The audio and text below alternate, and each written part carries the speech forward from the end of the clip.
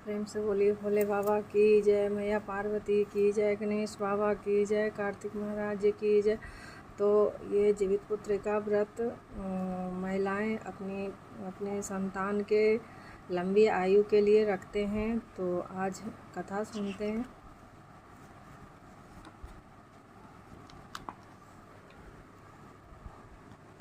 एक बार नैमिषारण्य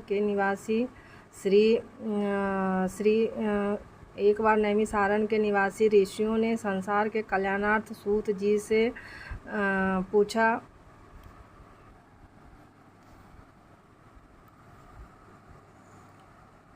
हे सूत, कलिकाल में लोगों के बालक किस तरह दीर्घायु होंगे, सो कहिए। सूत जी बोले, जब द्वापर का अंत और कलयुग का आरंभ था, उसी समय बहुत सी शोकाकुल स्त्रियों ने आपस में सलाह की कि क्या इस कली में माता के जीवित रहते पुत्र मर जाएंगे। जब वे आपस में कुछ निर्णय नहीं कर सकी, तब गौतम ऋषि के पास पूछने के लिए गई।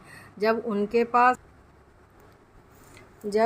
पास पहुंची तो उस समय गौतम जी आनंद के साथ बैठे थे। उनके सामने जाकर उन्होंने मस्तक झुकाकर प्रणाम किया। तदनंतर स्त्रियों ने पूछा, हे प्रभु, इस कलयुग में लोगों के पुत्र किस तरह जीवित रहेंगे? इसके लिए कोई व्रत या तप हो तो कृपा करके बताइए। इस तरह उनकी बात सुनकर गौतम जी बोले, आपसे मैं वही बात कहूँगा जो मैंने पहले से सुन रखी है। गौतम जी ने कहा, जब महाभारत युद्ध का अंत हो गया और द्रोण पुत्र अश्वत्थामा के द्वारा अपने बेटों को मरा देखकर जब पांडव बड़े दुखी हुए, तो पुत्र के शोक से व्याकुल होकर द्रौपदी अपनी स्त्रियों के साथ ब्राह्मण श्रेष्ठ धौम्य के पास गई और उसने धौम्य से कहा, हे विपेंद्र, कौन सा उपाय करने से बच्चे दीर्घायु हो सकते हैं? कृपा करके ठीक ठीक कहिए। धौम्य बोले, सतयुग में सत्य वचन बोलने वाला, सत्य आचरण करने वाला समदर्शी जी मुतवाहन नामक एक राजा था। एक बार वह अपनी स्त्री के साथ अपनी ससुराल गया और वहीं रहने लगा। एक दिन आधी रात के समय पुत्र के शोक से व्याकुल कोई स्त्री रोने लगी, क्योंकि वह अपने बेटे के दर्शन से निराश हो चुकी थी। उसका पुत्र मर चुका था। वही रोती हुई कहती थी, हाय, मुझ बूढ़ी माता के सामने मेरा बेटा मरा जा रहा है। उसका रुदन सुनकर राजा जी मुतवाहन का तो मानो हृदय विदीर्ण हो गया। वह तत्काल उस स्त्री के पास गया और उसने पूछा, तुम्हारा बेटा कैसे मरा है? बूढ़ी ने कहा, गरुड़ प्रतिदिन आकर गांव के लड़कों को खा जाता है। इस पर दयालु राजा ने कहा, माता, अब तुम रो मत, आनंद से बैठो। मैं तुम्हारे बच्चे को बचाने का यत्न करता हूँ। ऐसा कहकर राजा उस स्थान पर गया जहाँ गरुड़ आकर प्रतिदिन मांस खाया करता था। उसी समय गरुड़ भी उस पर टूट पड़ा और राजा के शरीर का मांस खाने लगा। तब अतिशय तेजस्वी गरुड़ ने राजा का बायां अंग खा लिया। तो झटपट राजा ने अपने दाहिने अंग फेंककर गरुड़ के सामने कर दिया। यह देखकर गरुड़ जी ने कहा, देव योनियों में तुम कौन हो?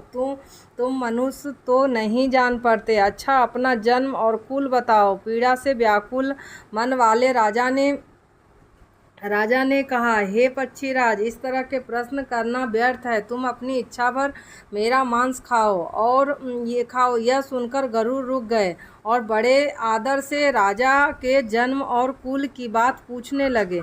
राजा ने कहा, मेरी माता का नाम सैव्या और मेरे पिता का नाम शालिवान है। सूर्यवंश में मेरा जन्म हुआ है और जी मुतवाहन मेरा नाम है। राजा की दयालुता देखकर गरुड़ ने कहा, हे महाभाग, तुम्हारे मन में जो अभिलाषा हो वह वर मांगो। राजा ने कहा, हे पक्षीराज, यदि आप मुझ पे वर दे रहे हैं तो वर दीजिए कि आपने अब तक जिन प्राणियों को खाया है वे सब जीवित हो जाएं। हे स्वामीन, अब से आप यहाँ बालकों को न खाएं और कोई ऐसा उपाय करें कि जहाँ जो उत्पन्न हो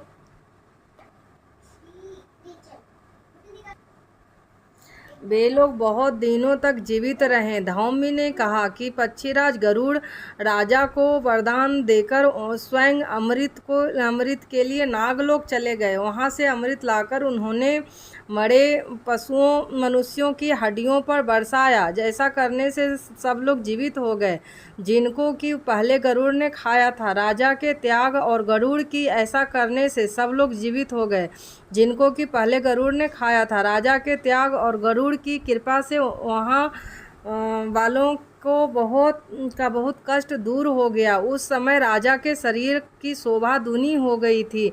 राजा की दयालुता देखकर गरुड़ ने फिर कहा, मैं संसार के कल्याणार्थ एक और वरदान दूंगा। आज आश्विन कृष्ण सप्तमी से रहित शुभ अष्टमी तिथि है। आज ही तुमने यहाँ की प्रजा को जीवन दान दिया है। हे वत्स, अब से यह दिन ब्रह्म भाव हो गया। जो मूर्ति भेद से विविध नामों से विख्यात है वही त्रैलोक से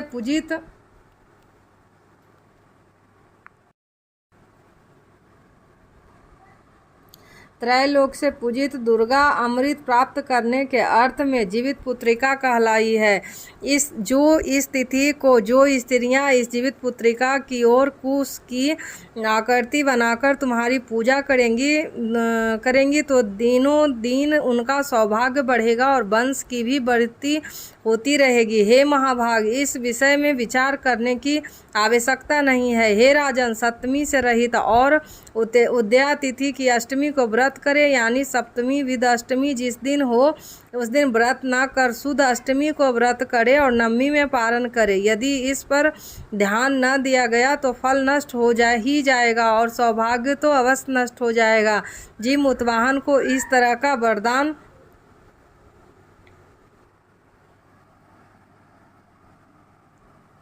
देकर गरुड़ वैकुंठ धाम को चले गए और राजा भी अपनी पत्नी के साथ अपने नगर को वापस चले गए। धौम्य द्रौपदी से कहते हैं, हे देवी, मैंने यह अतिशय दुर्लभ व्रत तुमको बताया है। इस व्रत को करने से बच्चे दीर्घायु होते हैं। वे हे देवी, तुम भी पूर्वोक्त विधि से यह व्रत और दुर्गा जी का पूजन करो तो तुम्हें अभिलषित फल प्राप्त होगा। मुनिराज धौम्य की बात सुनकर द्रौपदी के हृदय में एक प्रकार का कौतूहल उत्पन्न हुआ और पूर्ववासिनी स्त्रियों को बुलाकर उनके साथ वह उत्तम व्रत किया। गौतम ने कहा, यह व्रत और इसके प्रभाव को किसी एक चिहनी ने सुन लिया और अपनी सखी सियारनी को बतलाया। इसके बाद पीपल वृक्ष की शाखा पर बैठकर उस चिहनी ने और उस वृक्ष के खेतों में बैठकर सियारनी ने भी व्रत किया। फिर वही चिहनी किसी उत्तम ब्राह्मण के मुंह से यह कथा सुनाई और पीपल के खेतों में बैठी हुई अपनी सखी को सुनाया। सियारनी ने आधी कथा सुनी थी कि उसे भूख लग गई और उसी समय सब से भरे हुए शमशान में पहुंची। वहाँ उसने इच्छा भर मांस का भोजन किया और चिहनी बिना कुछ खाए पिए रह गई और सवेरा हो गया। सवेरे वह गौशाले में गई और वहाँ गौ का दूध पिया। इस तरह नवमी को उसने पारण किया। कुछ दिनों बाद वे दोनों मर गई और अयोध्या में किसी धनी व्यापारी के घर जन्मी। संयोग से उन दोनों का जन्म एक ही घर में हुआ, जिसमें सियारनी ज्येष्ठ हुई और चिहनी छोटी। वे दोनों सभी शुभ लक्षणों से युक्त थी,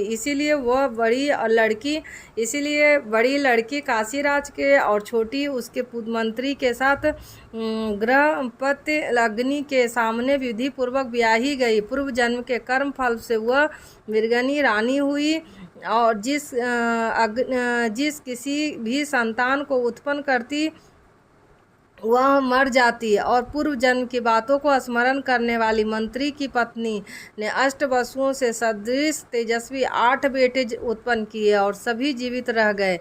अपनी बहन के पुत्रों को जीवित देखकर ईर्ष्यावश राज पत्नी ने अपनी स्वामी से कहा कि यदि तुम मुझे जीवित रखना चाहते हो तो इस मंत्री के भी पुत्रों को उसी जगह भेज दो जहां मेरे बेटे गए हैं, अर्थात उन्हें मार डालो। यह सुनकर राजा ने उस मंत्री के पुत्रों को मारने के लिए कई प्रकार के उद्योग किए।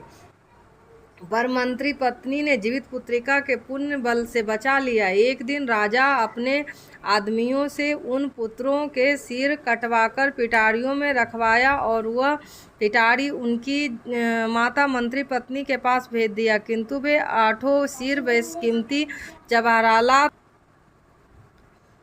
जवाहरात हो गए और भले चंगे वे 8 लड़के अपने माता के पास वापस चले गए। उनको जीवित देखकर राजपत्नी को बड़ा विस्मय हुआ। अंत में वह मंत्री की पत्नी के पास आई और उसने पूछा, बहन, तुमने कौन सा ऐसा पुण्य किया है जिससे बार बार मारे जाने पर भी तुम्हारे बेटे नहीं मरते? इस पर मंत्री की पत्नी ने कहा, पूर्व जन्म में मैं चीनी थी और तुम सियारनी, दोनों ने व्रत किया था।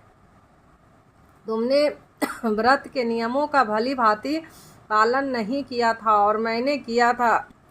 इसी दोष से हे बहन, तुम्हारे बेटे नहीं जीते हैं। ओ राजरानी, अब भी तुम उस जीवित पुत्रिका व्रत को करो तो तुम्हारे बेटे दीर्घायु होंगे। मैं तुमसे सच सच कह रही हूँ कि उसके कथानुसार रानी ने व्रत किया, तभी से उसके कई बेटे सुंदर और दीर्घायु होकर बड़े बड़े राजा हुए। सूत जी कहते हैं सब प्रकार का आनंद देने वाला मैंने यह दिव्य व्रत बतलाया। स्त्रियां चिरंजीवी संतान चाहती हूँ तो विधि पूर्वक यह व्रत करे। यति पंडित देवनारायण पाठक कीर्ति भाषी टीका सहित जीवित पुत्रिका व्रत कथा समाप्त हुआ। प्रेम से बोलो भोले बाबा की जय, मैया पार्वती की जय, गणेश बाबा की जय। और ये आरती है जिसका स्क्रीनशॉट आप लेकर के आरती गा सकते हैं। ओम जय जगदीश हरे, स्वामी जय जगदीश हरे। तो जिन स्त्रियों को जीवित पुत्रिका व्रत का बुक नहीं है तो वो इस वीडियो को पूरा देख लें, तो वो जीवित पुत्रिका पूरा व्रत कथा इसमें है। तो आप लोग सब सुनिए और प्रेम से बोलिए भोले बाबा की जय, मैया पार्वती की जय, गणेश बाबा की जय।